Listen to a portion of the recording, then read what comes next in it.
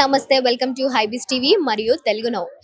ఈ రోజు మనం Hyderabad biggest 38th book fair కి అయితే వచ్చేసాం. అండ్ ఇక్కడ మనకి కామిక్స్ నుంచి హిస్టరీ వరకు డిఫరెంట్ కలెక్షన్స్ అయితే ఉన్నాయి. అండ్ 300+ స్టాల్స్ అయితే ఉన్నాయి. ఒక్కసారి వెళ్ళి చూసేద్దాం పదండి.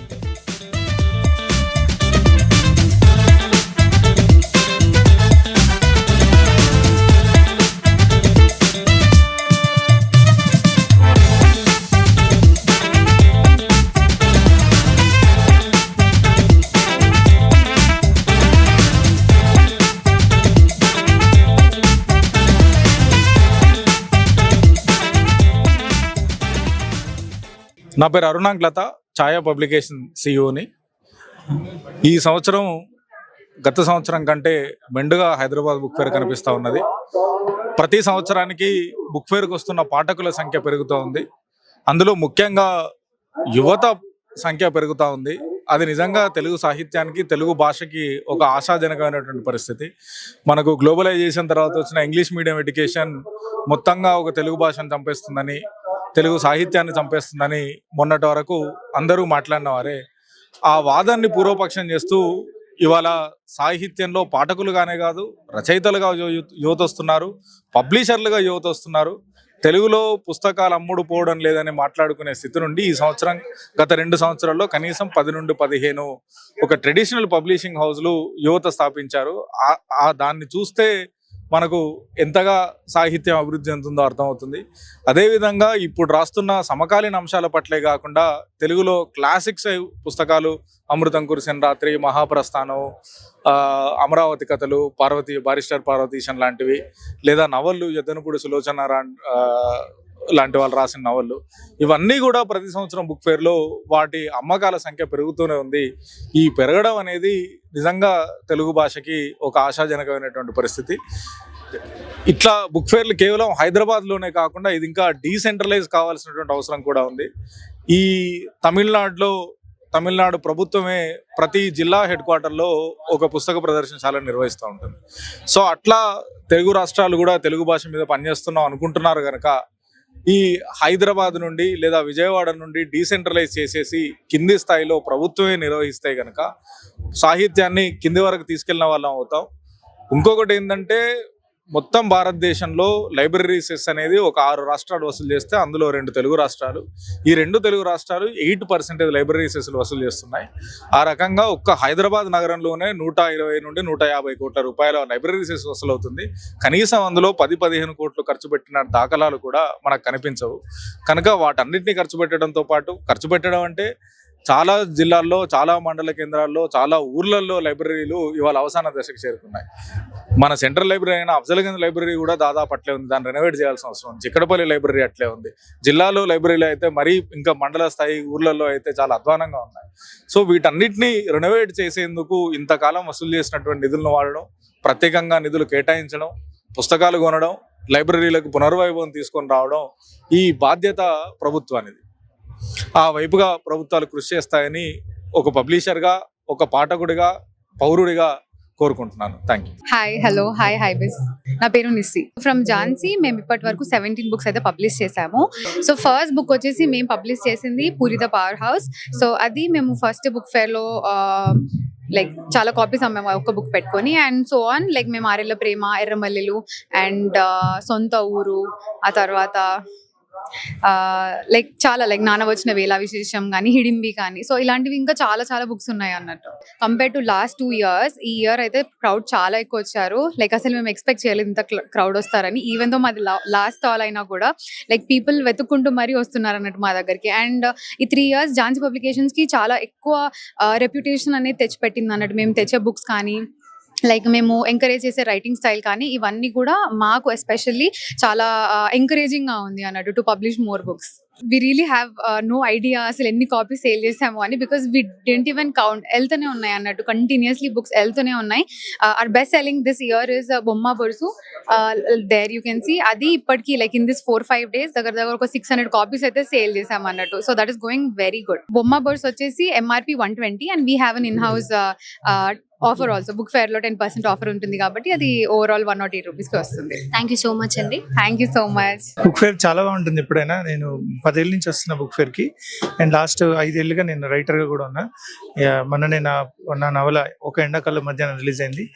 చాలా మంది నాకు తెలిసి లాస్ట్ ఈ 2-3 ఏళ్లలో విపరీతంగా పెరిగినట్టున్నారు జనం, తోసుకొని మరి వస్తున్నట్టుగా ఉంది. మరి చాలా బాగుంటుంది బుక్ ఫేర్ రావడం, ఎప్పుడు బాగుంటుంది.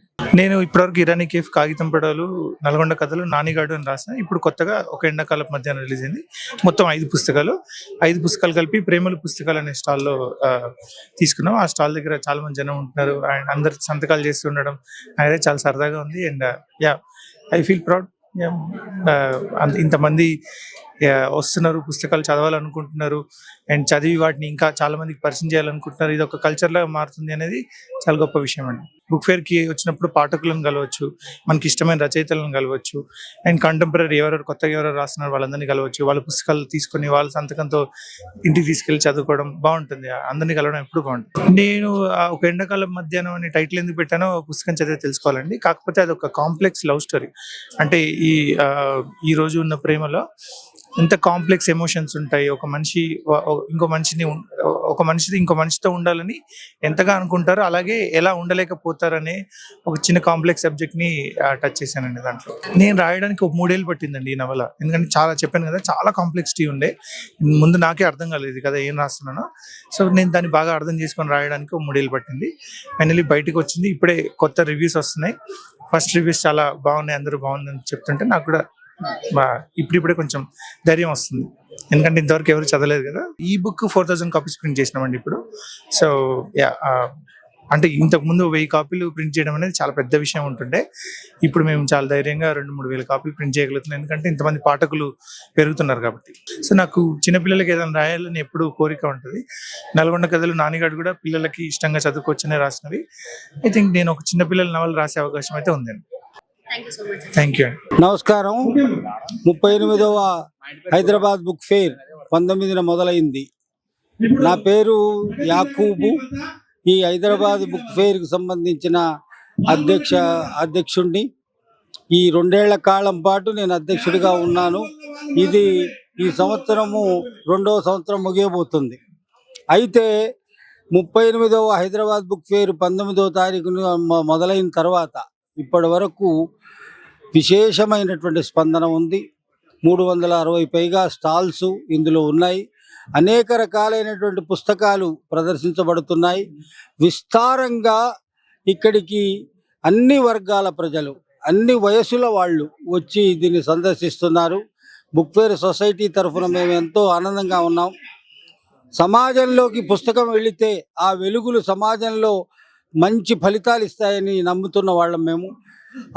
ఇక్కడ అమ్మకాలు, కొనుగోళ్లు అనేటువంటి ఒకే కోణాన్ని చూడొద్దు. విజ్ఞానము, జ్ఞానము అనేటువంటిది జనంలోకి వెళితే ఆ సమాజం ఇంకా ఇంకా మెరుగుపడుతుంది.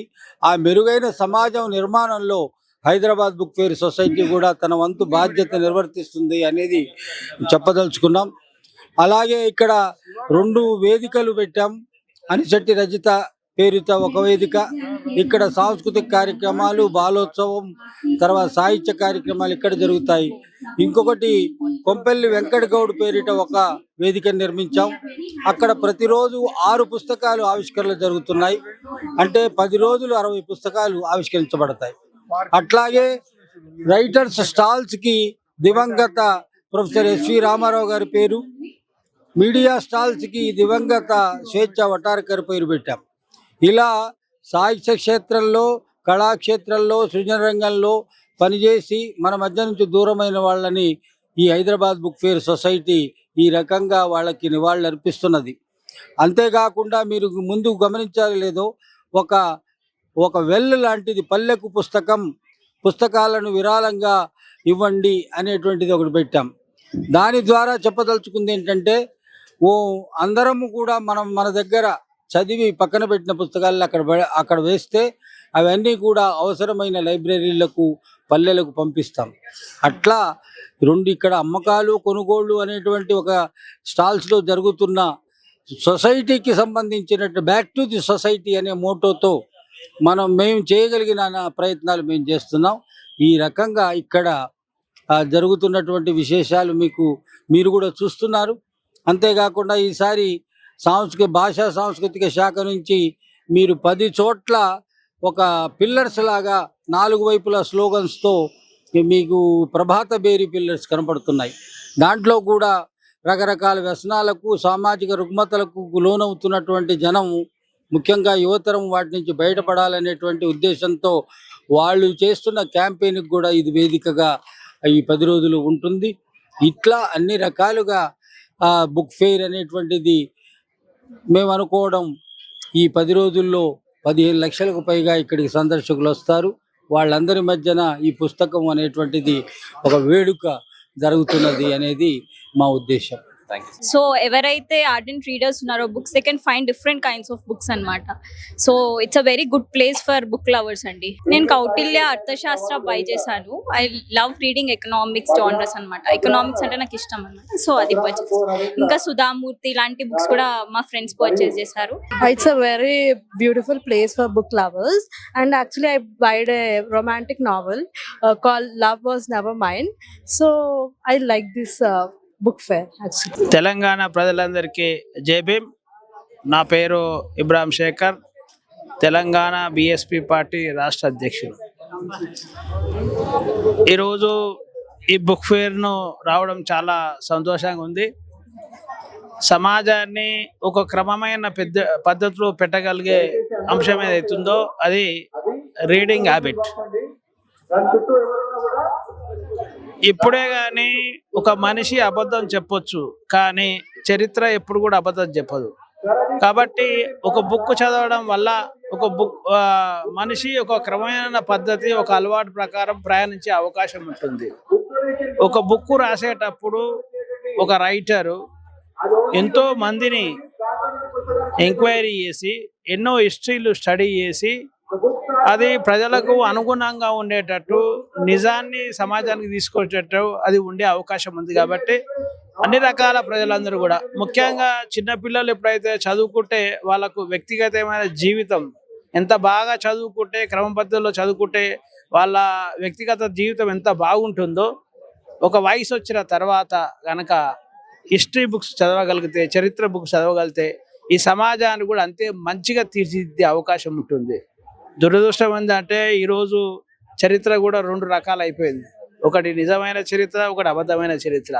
ఇక నిజమైన చరిత్ర అంటే బాబాసాహెబ్ అంబేద్కర్ మార్గంలో బుక్స్ అన్ని కూడా మనం చదవగలిగితే, బుద్ధుడు, బాబాసాహెబ్ అంబేద్కర్, పూలే, మాన్యవర్ కాన్షిరామ్, అంటే ఏ సమస్యలు, అంటే ఇప్పటి వరకు ప్రజలు ఏ సమస్యలు అయితే పరిష్కారం కావో ఆ సమస్యలను పరిష్కరించగలిగే చరిత్రను చదివినప్పుడు మాత్రమే ఈ సమాజాన్ని మనము క్రమమైన పద్ధతిలో పెట్టగలుగుతాం.